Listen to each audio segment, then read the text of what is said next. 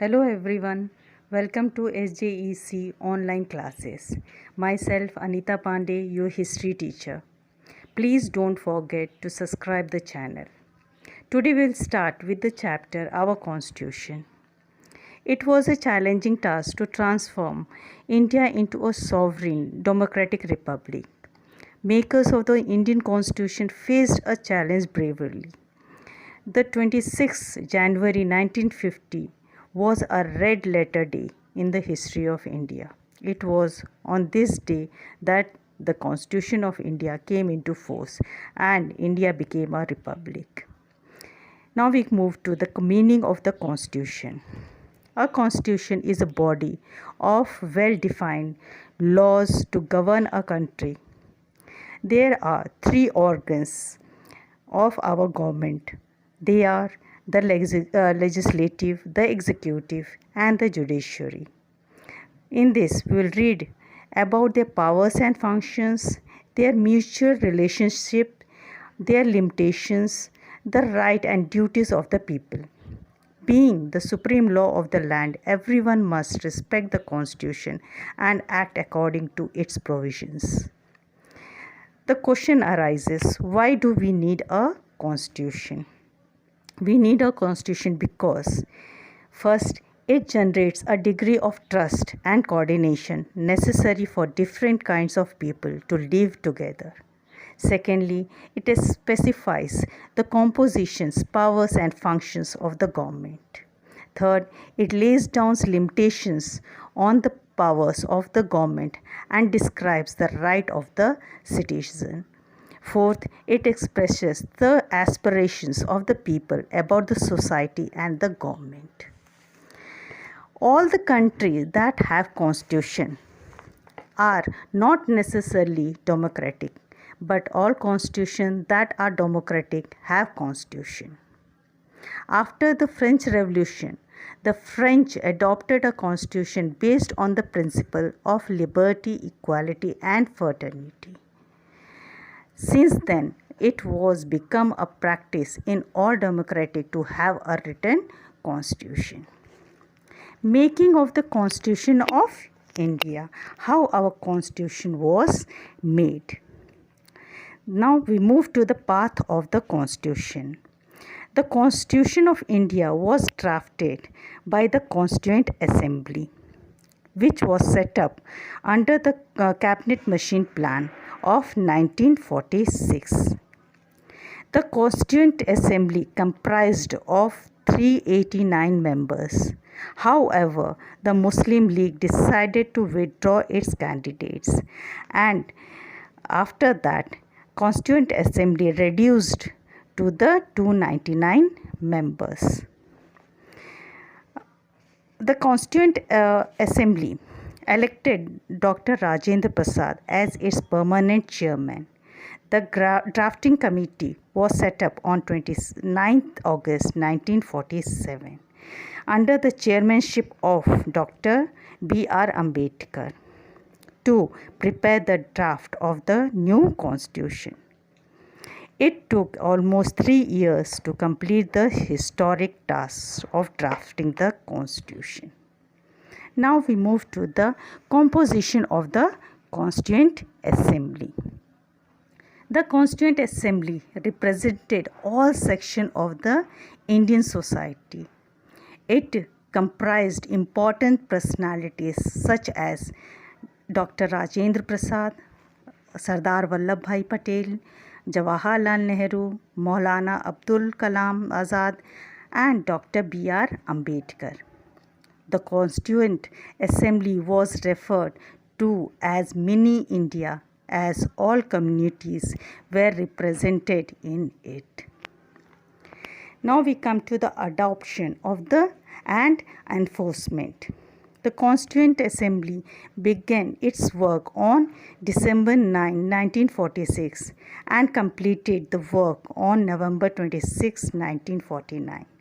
Thus, it took 2 years, 11 months and 17 days to complete its work. The Constitution was adopted and declared as passed on November 26, 1949. The Constitution as a whole came into force on 26 January 1950. There was the importance of the date 26 January as it has a special significance in the history of India freedom struggle. On December 29, 1929, the Congress had passed a resolution at its Lahore session declaring Purna Swaraj, complete independence, as its goal. It was then decided to celebrate 26 January as Independence Day every year. Now we move to the preamble. The preamble to the Constitution. Preamble is an introductory part of the Constitution, though not an operative part of the Constitution.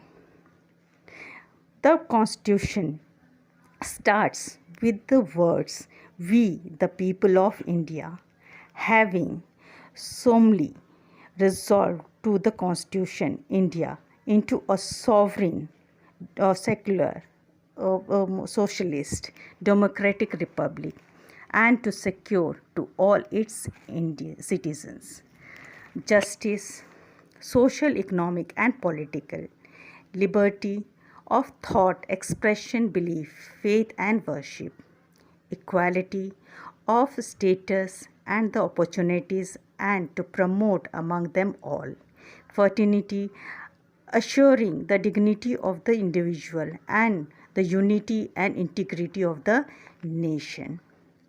There was a changes made in the preamble. Under the 42nd Constitution Amendment Act in 1976, a change was made in a para of a preamble of the Constitution, Sovereign Democratic Republic, to it was changed to Sovereign Socialist Secular Democratic Republic. It has been done perhaps to make the intention of the Constitution more clear. This amendment lays emphasis on the secular and socialist aspect. A little later, the term integrity was also added in the preamble. Now let us study about the meaning of sovereign, socialist, secular, democratic, and republic. What does term sovereign means? The term sovereign means that through their representative, the people of India decide their own affairs and policies, both external and internal. They are not more under any foreign rule as they were before the 15th August 1947.